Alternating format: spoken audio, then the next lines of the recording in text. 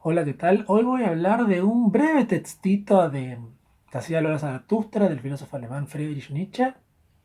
Es un breve textito que tendrá, no sé, 4 páginas, em, pero simplemente me voy a detener en eso, pero quizás una presentación un poquito más amplia, pero espero que este video no se me haga demasiado largo. Entonces, primero, lo importante es contextualizar la obra, ¿no? Friedrich Nietzsche fue un filósofo alemán, como decía recién, que vivió en la segunda mitad del siglo XIX y que, bueno, que de algún modo su gran trabajo es, desde el punto de vista metafísico y epistemológico, es la idea de criticar el concepto de verdad y criticar el modelo de hombre científico y de sabio que pretende conocer la verdad a toda costa y de algún modo sacrifica todo por esa verdad, como de alguna manera se va delineando en esa época. Hacia la Zaratustra, que es para el propio filósofo el mejor libro que él escribió, por lo menos, no sé si el más importante, pero sí el libro más bello, y él tenía una fuerte y afianzada creencia de que lo bello tiene un gran valor en filosofía. Fue un libro que él escribió en 2 periodos. Los primeros tres partes las escribió en 1833 y la última parte, la cuarta y última parte la escribió finalmente en 1885, mucho tiempo después. Uno puede vislumbrar ciertas variaciones entre sus distintas etapas sin ser un filólogo, uno puede más o menos darse cuenta de ese tipo de cosas. Zaratustra, como dice el filósofo Dan McNabb, que es el youtuber de la Fonda Filosófica, que yo admiro mucho, por ahí describe la ciudad de los Zaratustra como una especie de mixtura entre la República de Platón y los evangelios del Nuevo Testamento, o sea, de la vida de Jesucristo. En ese sentido, sí, efectivamente tienen mucho que ver con ese tipo de cosas. En ese sentido se lo puede considerar un Bildungsroman, en el sentido de que es una novela, como una novela de autoconocimiento y de crecimiento individual, donde el protagonista, Zaratustra, recorre un camino y crece finalmente. Hablando de los evangelios, en cierta manera, Así de los Zaratustra se presenta como una antítesis de el Nuevo Testamento, si bien tiene su forma de versículos, etcétera, y sería como una especie de anticristo, el Zaratustra, si bien Nietzsche tiene un libro que es el anticristo. Zaratustra sería como una figura antitética a Jesucristo, donde uno de los fundamentales críticas que realiza Nietzsche al cristianismo es la idea de compasión y de amor al prójimo. Nietzsche no está a favor de la compasión, él considera que los débiles no son merecedores del amor, y en todo caso él presenta no al prójimo, como el amarás a tu prójimo, sino al amigo, llega a decir. Es importante generar una comunidad de amigos, donde evidentemente en esa comunidad de amigos está distinguido el propio del impropio, es decir, el amigo del enemigo. Eso es muy interesante. En ese sentido, quería hablar de la frase, una de las mayores frases más importantes de la religión cristiana, que es el precepto amar a tu prójimo como a ti mismo. Me parece muy interesante esto del amar a tu prójimo como a ti mismo. En principio, el filósofo alemán Guillermo Federico Hegel eh, habla en su libro La fenomenología del espíritu de cómo el precepto, amar a tu prójimo como a ti mismo, es un precepto vacío porque no tiene contenido y es mera forma. Es decir, si yo quiero amar a mi prójimo como a mí mismo, primero tengo que saber cómo amarme a mí mismo. Y si yo no sé amarme a mí mismo, ¿cómo puedo amar al prójimo? Además, no basta con querer tener la voluntad de amar al prójimo, sino que además el amor no es un mero sentimiento, como quiere el cristianismo, sino que el amor implica un conocimiento del otro y una manera de acercarse al otro y conocer qué es lo que el otro necesita, de tal forma que si yo amo y no sé amar, en definitiva, mi amor no es algo beneficioso o bueno para el otro, en el sentido griego de bueno, ¿no? Entonces, el amor se frustra si es mera voluntad. El amor tiene que ser esencialmente un saber amar. Y saber amar de algún modo es no amar, porque el amor es un sentimiento. Bueno, en ese sentido, volviendo a Nietzsche, Nietzsche habla de no del amor al prójimo, sino del desprecio al prójimo. ¿Y cómo hay que entender el desprecio? No significa que uno tiene que enemistarse con los amigos o enemistarse con los demás. El desprecio es una característica fundamental de Zaratustra de Nietzsche, que es doble. Es un desprecio hacia sí mismo y un desprecio hacia los amigos. En ese sentido, también Nietzsche habla de cómo, por ejemplo, en la picadura de la víbora, de cómo el buen amigo es al mismo tiempo un enemigo. ¿Por qué el buen amigo es un enemigo? Porque un amigo es aquel que te permite crecer, es aquel que te permite ser mejor persona, es aquel que te permite superarte a vos mismo y ser la mejor versión de vos mismo.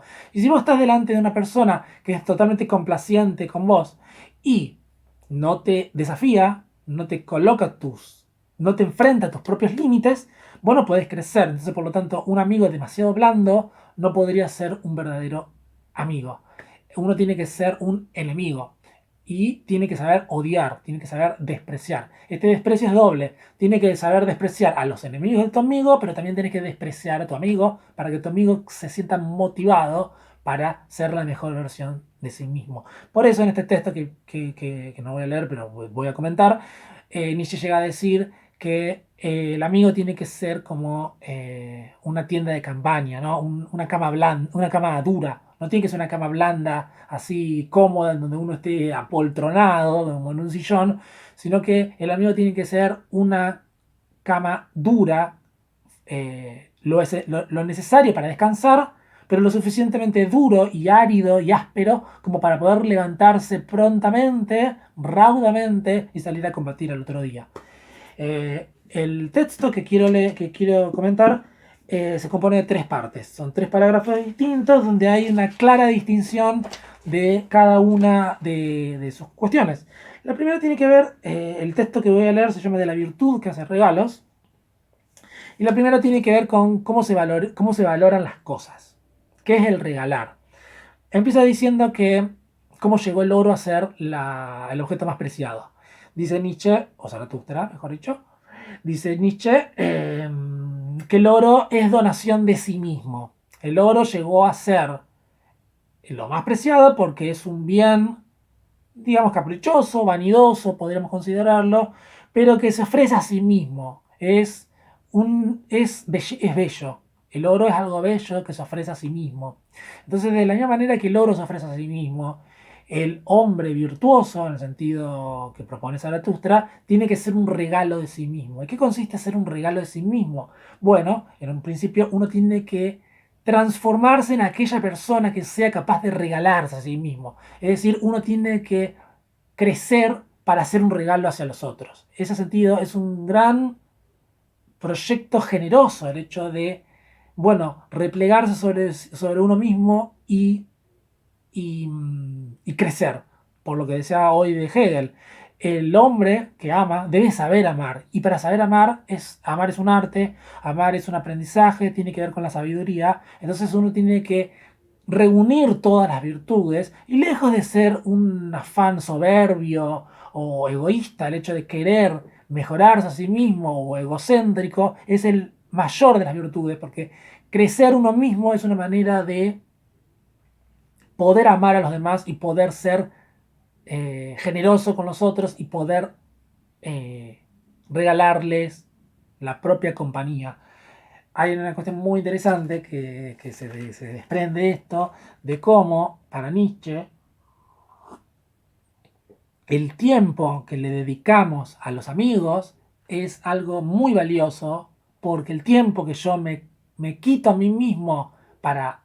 El tiempo que yo me privo de mi soledad es un tiempo que yo le destino a mis amigos. Entonces mis amigos deben saber reconocer qué es lo que yo sacrifico en un sentido muy hondo de sacrificio, qué es lo que yo sacrifico al compartir mi tiempo con ellos. Lo cual nos conduce al siguiente punto, que es bastante interesante, que es el siguiente. Eh, el amigo es un ser generoso. Y si bien Nietzsche claramente elabora una concepción romántica de la soledad y del hombre solitario que está en la compañía de sus solos sentimientos, En este texto lo que nos quiere decir Nietzsche es que el individuo que solamente se preocupa de su individualidad y su destino personal es un ser que como un charco, no lo dice así, pero como un charco como que se hace una ciénaga, es como que se pudre a alguien que no comparte lo que tiene. Entonces, el hombre generoso, el amante, el hombre que sabe amar, es aquel que comparte y está permanentemente dando donación de sí mismo, está permanentemente regalándose a sí mismo y está permanentemente ofreciéndose a los otros. Aquel que solamente piensa en sí mismo y recoge todo para sí, se repliega a su propia mismicidad, de algún modo es un ser podrido que, bueno, que no es lo que está buscando Nietzsche. En ese sentido, bueno, lo que propone Nietzsche es la cuestión de, bueno, el regalo. El regalo, este don que uno regala, es algo que uno tiene que cultivar en sí mismo para convertirse en el mayor de las virtudes y en la mayor de los valores. Y no tiene que ser como alguien que solamente sirve un banquete para comerlo él solo, sino que el banquete tiene que ser compartido entre los amigos. Recordamos nuevamente que esta noción de amigo no es la noción del prójimo, no cualquiera es tu amigo. Uno tiene que seleccionar a sus amigos para Nietzsche, para Zaratustra, pero sin duda no es una misión individual, no es una vida atomizada, sino que es la vida de un pueblo. Atención con esto, de un pueblo, de una comunidad de iguales, de una comunidad de hombres virtuosos, viriles, que de algún modo viven en comunidad y se respetan y se aman. Entonces, eso por un lado. Después, en el segundo parágrafo, hay una cuestión muy interesante que tiene que ver con permanecer fiel a la tierra. Es decir, empieza hablando de cómo se volatiliza la virtud, cómo la virtud intenta en su vana pretensión llegar a las alturas, pero en definitiva pierde su contacto con lo que Nietzsche llama la tierra y de algún modo equivoca el camino, pierde el rumbo porque intenta elevarse hacia alturas que en realidad están alejados de lo realmente importante que es el concepto vital de la existencia. Entonces Nietzsche dice, permaneced fieles a la tierra. Lo voy a leer. Permaneced fieles a la tierra, hermanos míos, con el poder de vuestra virtud, que vuestro amor dadivoso y vuestro conocimiento sirvan al sentido de la tierra. Es interesante esto del sentido de la tierra. ¿Qué es lo que tiene que hacer un hombre? Un hombre que se precie de tal, tiene que darle un sentido a la vida. Por eso, para adquirir una virtud, para poder amar, para poder convertirse en alguien virtuoso, uno básicamente, lo va a decir enseguida después, uno tiene que ser un creador, uno tiene que regalar, pero regalar es crear, y crear es darle un sentido a la tierra. Eh, bueno, el cuerpo se purifica por el saber. Esta frase me parece tan genial que dice, médico, ayúdate a ti mismo, así ayudarás también a tu enfermo. Entonces, esta noción de que uno tiene que cuidarse a sí mismo para poder cuidar a los otros. Y aquel que no se cuida a sí mismo, de algún modo, no puede amar. Amar básicamente es tener un cuidado de sí mismo. Y bueno, toda esta cuestión que yo decía del pueblo elegido en el que va a surgir el superhombre. Acá, bueno, interpreten lo que quieran con esta cuestión del pueblo. Y bueno, entonces termina diciendo, bueno, esto yo no lo dije al principio del video, pensaba decirlo pero me olvidé. El Zaratustra consta de tres partes. En la primera parte, en el prólogo, Zaratustra baja de la cueva y busca a sus compañeros. Y en la primera parte está con sus compañeros, con sus discípulos y se da cuenta de que debe marchar nuevamente a la soledad. Bueno, el texto continúa. Pero bueno, en este texto, que es el último de la primera parte, Zaratustra se despide de sus amigos a los cuales luego se reencontrará. Pero bueno, que dice, y esta frase también me parece fascinante, que es, el hombre del conocimiento no solo debe amar a sus enemigos, sino que también debe poder odiar a sus amigos. Lo que yo decía ahí temprano, del desprecio. Uno tiene que odiar a sus propios enemigos. Y odiar tiene un sentido agónico, no tiene un sentido de destrucción, sino tiene el sentido de, bueno, un poco, no sé si Nietzsche estaría de acuerdo en esto, pero decía el sentido socrático de tábano, de aquel que te instiga, que te agita para mejorar, para crecer. Entonces uno tiene que despreciar a los amigos y tiene que, digamos, entre comillas, odiarlos. Tiene que ser el gran desprecio hacia los enemigos. Para justamente despreciar consiste en no querer seguir siendo lo que uno es, no querer que lo que sea siga siendo siempre lo que sea, y de algún modo, perdón por la jerga, lo que sea pasa a ser lo que aún no es. O sea, que lo que es sea lo que no es. Bueno, habla del gran mediodía. Y bueno, entonces termina con esta cuestión del sentido de la tierra, del sentido de la creación, de que los dioses están muertos y lo único que queda es la espera del superhombre que finalmente le dará un sentido a la tierra. Bueno, básicamente eso es lo que quería leer hoy. El texto se llama De la virtud que hace regalos. Es la primera parte de Así habló Zaratustra o Así hablaba Zaratustra. Hice toda esta larga presentación. Espero que este video les interese y saludos.